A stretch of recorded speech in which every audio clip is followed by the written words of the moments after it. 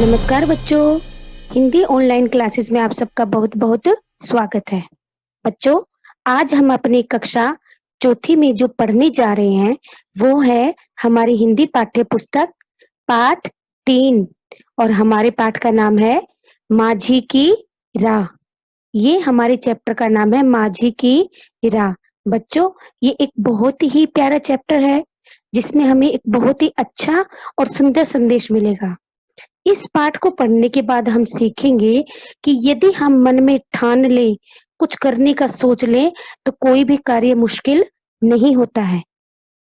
बच्चों, इस पाठ के द्वारा हम देखेंगे कि कैसे एक किसान ने अपनी मेहनत के बल पर असंभव काम को भी संभव कर दिखाया। तो चलो बच्चों, शुरू करते हैं हम अपना पाठ। बच्चों, ये कहानी है एक किसान जिसका नाम था दशरथ माझी। उसी के बारे में हम पढ़ेंगे और जानेंगे कि उसने क्या असंभव काम को संभव करके दिखाया है। एक बार बिहार की राजधानी पटना में एक विशाल जलसे का आयोजन था। बच्चों, विशाल का मतलब बहुत बड़ा और जलसे का मतलब होता है समारोह। इंग्लिश में हम जिसको फंक्शन भी बोलते हैं। तो बच्चों, बिहार की राजधानी पटना में एक बहुत बड़े जलसे का आयोजन किया गया था। हर क्षेत्र की नामी गिरामी हस्तियां पधार रही थी। नामी गिरामी के मतलब बड़े बड़े लोग उस जलसे में आ रहे थे। गांधी मैदान में विशाल पंडाल लगा था। फूलों से बंधनवार सजाए गए थे। दशरथ माझी को आदर पूर्वक गांव से गाड़ी में बिठाकर लाया गया था। मुख्यमंत्री ने हाथ जोड़कर उनका स्वागत किया था। मुख्यमंत्री लगातार उनकी प्रशंसा किए जा रहे थे। दशरथ माझी संकोच से गड़े जा रहे थे। बच्चों, हमने पढ़ा कि बिहार की राजधानी पटना में एक विशाल समारोह का आयोजन किया गया था जिसमें बड़ी-बड़ी हस्तियां आ रही थी। वहां गांधी मैदान में एक बहुत बड़ा पंडाल लगा रखा था जिसे फूलों से सजाया गया था और दशरथ माझी यानी उस किसान को गांव से गाड़ी में बिठाकर आदर पूर्वक यहाँ लाया गया। मुख्यमंत्री ने स्वयं हाथ जोड़कर उनका स्वागत किया। बच्चों, मुख्यमंत्री लगातार उनकी तारीफ कर रहे थे जिसके कारण दशरथ माझी संकोच से शर्मिंदा हो रहे थे। अब ऐसा क्यों हो रहा था, ये हमें आगे जब हम पाठ पढ़ेंगे तब हमें पता लगेगा। तो चलो बच्चों, पता करते हैं कि आखिर ऐसा क्या हुआ था।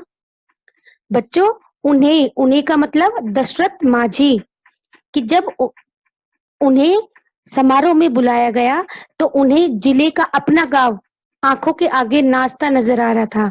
यानी उनकी आंखों के सामने अपना गांव दिखाई दे रहा था। दलित समुदाय की एक छोटी सी बस्ती और गांव के बगल में सदियों से खड़ा विशालकाय पहाड़। पहाड़ के दूसरी ओर गांव के खेत। ऊंचे लंबे पर्वत की परिक्रमा किए बगैर गांव से खेत तक पहुंच पाना नामुमकिन। बच्चों, यहाँ पे बताया गया है कि जो दशरथ माझी थे वो एक गांव में रहते थे। वो गांव जहां एक तरफ बस्ती थी तो दूसरी तरफ बड़े बड़े खेत और बीच में एक विशालकाय पहाड़। बच्चों, अगर किसी को गांव के दूसरी ओर जाना है तो उसे इस विशालकाय पहाड़ को पार करके परिक्रमा करके जाना पड़ता था। अगर इसकी परिक्रमा ना करे तो गांव से खेत तक पहुंच पाना बहुत मुश्किल था। बच्चों, आगे देखिए। होश संभालने के बाद से बालक दशरथ ने गांव में सिर्फ अभाव, बेबसी और भूखमरी ही देखी थी। बच्चों, जब दशरथ समझने लगा था, होश संभालने का मतलब जब वो बड़ा हो रहा था बचपन में, जब उसने समझना शुरू किया तो उसने अपने गांव में सिर्फ कमी ही कमी देखी। अभाव मतलब कमी, बेबसी यानी मजबूरी और भूखमरी यानी कि खाने पीने का अभाव उसने अपने गांव में देखा था।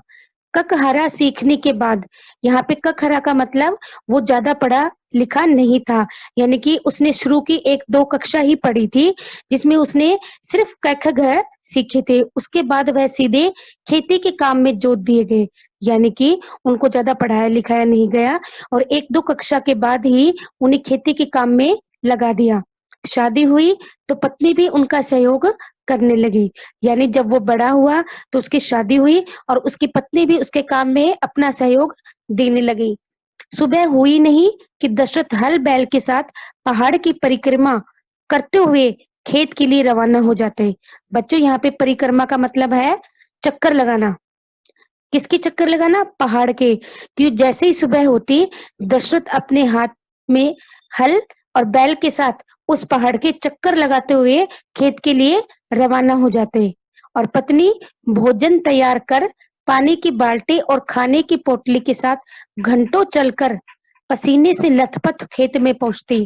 क्योंकि बच्चों, वो पहाड़ इतना बड़ा था कि एक सिरे से दूसरे सिरे तक आने में घंटों लग जाते थे। और उसकी पत्नी घंटों चलकर खेत में पहुंचती, जिससे क्या होता, वो पूरी तरह से थक जाती और पसीने से भर जाती। एक दिन पत्नी ने कहा, काश गांव और खेत के बीच इस पहाड़ को काटकर एक राह बन पाती, फिर तो घंटों की राह मिनटों में तय हो जाती।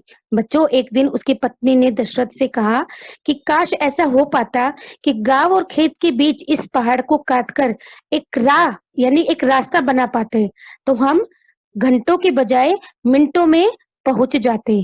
तो दशरथ ने अपनी पत्नी की बात को गंभीरता से लेते हुए कहा। क्या कहा बच्चों? तुम ठीक कहती हो, एक दिन मैं यह राह बनाकर ही दम लूंगा। यानी कि उसने अपनी पत्नी की बात को गंभीरता से सोचते हुए कहा कि तुम ठीक कहती हो, एक दिन मैं ऐसा करके रहूंगा। मगर कैसे भला? पत्नी ने अचरज से सवाल किया था। अचरज का मतलब क्या है बच्चों? हैरानी से, आश्चर्य से। अचरज का मतलब है आश्चर्य या हैरानी। तो उसकी पत्नी ने हैरानी से पूछा, ये कैसे हो सकता है? तो दशरथ ने मुस्कुराते हुए कहा था। क्या कहा था उसने मुस्कुराते हुए? आगे आगे देखिए होता है क्या। यानी कि उसके मन में कुछ ऐसा चल रहा था जिसको वो करना चाहता था, इसलिए उसने अपनी पत्नी से क्या कहा? आगे आगे देखिए होता है क्या। चलो हम भी देखते हैं कि आगे क्या होता है। शाम को दशरथ ने गांव के हर एक घर में जाकर पूरे गांव की बैठक बुलाई थी। बैठक में पत्नी की व्यथा सुनाते हुए पूरे गांव वालों से एकजुट होकर श्रमदान करने तथा पहाड़ काटकर सड़क बनाने का आह्वान किया था। बच्चों, उसने क्या किया? उसने शाम को गांव के हर एक घर में जाकर बैठक बुलाई। बैठक का मतलब सभी लोगों को एक जगह इकट्ठा किया और फिर सब लोगों के आने के बाद अपनी पत्नी की व्यथा, व्यथा का मतलब होता है दुख, कि उसका दुख सुनाया कि कैसे वो परेशान होकर घंटों में खेत पहुंचती है। तो उसने अपनी पत्नी के दुख को बताते हुए कहा और पूरे गांव वालों से प्रार्थना की कि एकजुट होकर मेहनत करें और इस पहाड़ को काटकर सड़क बनाएं। और ये तभी हो सकता था जब सभी मिलजुल कर काम करें। तो देखो बच्चों, दशरथ ने सभी गांव वालों को इकट्ठा किया, लेकिन क्या हुआ? उन्हें सबसे यही सुनने को मिला था। लेकिन उन्हें क्या जवाब मिला? ऐसा आज तक कभी हुआ है जो होगा? सरकार तो कई बार कोशिश करके थक गई। यदि मुमकिन होता तो सड़क नहीं बन गई होती। बेकार में सबका समय और श्रम बर्बाद मत करो। जिस तरह से चल रहा है चलने दो। हम सभी लोग इसके आदी हो चुके हैं। गांव के लोगों ने दशरथ के इस प्रस्ताव को ठुकरा दिया और क्या कहा कि आज तक ऐसा नहीं हुआ है जो आज होगा। सरकार भी कोशिश करके थक गई है। जब सरकार नहीं बना पाई सड़क, तो क्या हम बना सकते हैं? तो उन्होंने सभी लोगों ने मिलकर दशरथ को क्या कहा कि बेकार में सबका समय और मेहनत को बर्बाद मत करो। जैसे चल रहा है वैसे ही चलने दो। हमें तो इसी प्रकार चलने की आदत हो चुकी है। तो कहने का मतलब ये है बच्चों, उन सब ने दशरथ का साथ देने से मना कर दिया। तो दशरथ ने जवाब दिया था। क्या जवाब दिया? सड़क तो बनकर रहेगी और मैं अकेला ही बनाकर दम लूंगा। यानी कि उसने सबको जवाब दे दिया कि वो ये काम करके रहेगा बिना किसी की सहायता के। किसके बल पर? अपनी मेहनत के बल पर। तो देखते हैं बच्चों आगे क्या होता है। दशरथ शाम को खेत से लौटने के बाद जलपान करते ही गैंती, कुदाल और टोकरी लेकर पहाड़ पर जाने लगे। घंटों अकेले ही चट्टान काटने लगे। गांव वाले जमकर उनकी खिल्ली उड़ाया करते थे। कुछ लोग उनके पागलपन को कोसते, तो कुछ एक उनकी निरर्थक कोशिश को। तो बच्चों, यहाँ पे हमने देखा कि जैसे ही दशरथ शाम को खेत से वापस आता, खाना खाते ही गैंती, कुदाल और टोकरी लेकर पहाड़ पर जाना शुरू कर दिया और वहां घंटों अकेले ही चट्टान को काटना शुरू कर दिया। गांव वाले उन्हें ऐसे कार्य करते देख उनका मजाक उड़ाना शुरू कर दिया। कुछ लोग उनको पागल कहते, यानी कि उनको पागलपन कहकर उनको कोसते, और तो कुछ एक उनकी निरर्थक, निरर्थक का मतलब बेकार की कोशिश, यानी कि कुछ एक उनके बेकार की कोशिश को कोसते। तो यहाँ पे गांव वालों ने दशरथ का मजाक उड़ाना शुरू कर दिया था। चलो बच्चों आगे देखते हैं। लेकिन दशरथ ने किसी बात की तनिक भी परवाह नहीं की। उन पर तो एक जुनून सवार था। कैसा जुनून? वह पहाड़ का हौसला पस्त करके ही दम लेंगे। वो चाहते थे कि वो पहाड़ का जो हौसला था उसकी हिम्मत को हराकर ही दम लेंगे, यानी कि वो सड़क बनाकर रहेंगे। पारिवारिक परेशानियों और शारीरिक अस्वस्थता के दिनों में ही उन्होंने अपना नियम नहीं तोड़ा। बच्चों, उनका दृढ़ संकल्प इतना दृढ़ था कि परिवार की परेशानियां और शरीर की अस्वस्थता ने भी उनका रास्ता नहीं रोका, यानी कि उन्होंने अपना नियम नहीं तोड़ा।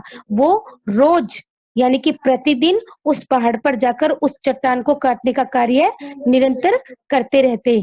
देखते ही देखते महीनों में, दिन महीनों में, महीने सालों में और साल दशक में बदल गए। तकरीबन 2 दशक बाद वह दिन भी आखिर आ गया जब दशरथ माझी ने पहाड़ के बीच से सड़क बनाकर अभूतपूर्व इतिहास रच दिया, और वह भी अकेले अपने दम पे।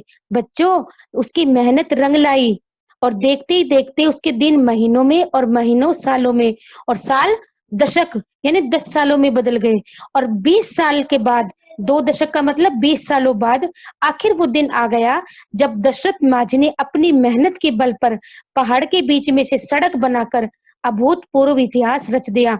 अभूतपूर्व का मतलब जो इससे पहले कभी ना हुआ हो, और वह भी अकेले अपने दम पर।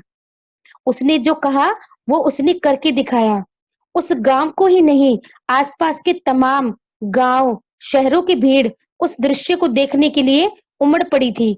मीडिया के जरिए यह खबर जंगल की आग सी फैलती और पसरती चली गई। बच्चों, जैसे उसने कार्य खत्म किया, आसपास गांव शहरों के लोग उस सड़क को देखने के लिए आने लगे। मीडिया के जरिए ये खबर चारों तरफ फैल गई कि किस प्रकार दशरथ ने अपनी मेहनत के बल पर पहाड़ को चीरकर सड़क का निर्माण कर दिया। फिर तो बच्चों, पथ निर्माण का मतलब सड़क बनाने वाले जो अधिकारी होते हैं, वो मंत्री, सभी वहां पर आ गए। सबकी जुबान पर दशरथ माझी का ही नाम था, यानी कि सब दशरथ माझी को पुकार रहे थे। उसी दशरथ माझी का, जिसको कभी पागल, मूर्ख कहकर सबने खूब खिल्ली उड़ाई थी, जिसने इस अभियान को अंजाम तक पहुंचाने में जवानी से अधेड़ावस्था तक अपनी 20 साल की उम्र खपा दी। बच्चों, ये वही दशरथ माझी थे जिसके लोग हंसी उड़ाते थे, जिसको पागल कहते थे। उसी दशरथ माझी ने इस अभियान को, यानी कि अपने इस जुनून को, अपने इस कार्य को अंजाम तक पहुंचाया। जवानी से अधेड़ अवस्था तक मतलब जवानी से वो बुढ़ापे तक पहुंच गया, और अपनी 20 साल की उम्र उसने अपने इस कार्य को पूरा करने में खत्म कर दी। आज उन्हीं दशरथ माझी का सम्मान हो रहा है, आज उन्हीं का आदर किया जा रहा है। मुख्यमंत्री उन्हें पहाड़ पुरुष का खिताब देते हुए पदक, प्रशस्ति पत्र और नगद राशि प्रदान कर सम्मानित किया था।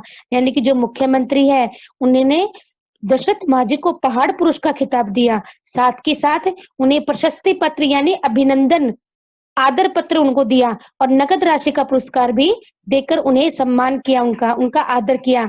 उनके हौसले, दृढ़ निश्चय और अडिग, अडिग का मतलब जो न डिगे, न हिलने वाली इच्छा शक्ति की भूरी भूरी प्रशंसा भी की थी। बच्चों, मुख्यमंत्री ने उनकी हिम्मत, उनके दृढ़ निश्चय, संकल्प और इच्छा शक्ति की भूरी भूरी प्रशंसा की, जिसके द्वारा इन्होंने असंभव कार्य को भी संभव कर दिखाया। समारोह से वापस लौटते हुए दशरथ मांझी को ऐसा लग रहा था जैसे गांव का पहाड़ भी उसके हौसले के सम्मुख शीश झुकाते हुए सैल्यूट कर रहा हो।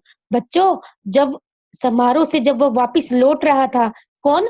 दशरथ मांझी, तो उसे ऐसा लग रहा था जैसे वो जैसे गांव का जो पहाड़ जिसको उसने चीर दिया था, वो भी उसकी हिम्मत के सामने अपना शीश झुका रहा है। सैल्यूट का मतलब उसे प्रणाम कर रहा है। तो बच्चों, हमने ये जो पाठ पढ़ा, हमने ये जो कहानी पढ़ी, इस कहानी को भगवती प्रसाद द्विवेदी ने लिखा है। बच्चों, इस कहानी के द्वारा हमें क्या संदेश मिला? हमें ये संदेश मिला कि हम अपनी मेहनत, अपने दृढ़ निश्चय, अपने संकल्प के द्वारा और अपनी इच्छा शक्ति से किसी भी कार्य को करना चाहें तो उसे कर सकते हैं। कोई भी कठिनाई हमारा रास्ता नहीं रोक सकती है। जैसा कि दशरथ मांझी ने किया, उसने असंभव कार्य को संभव किसके द्वारा किया?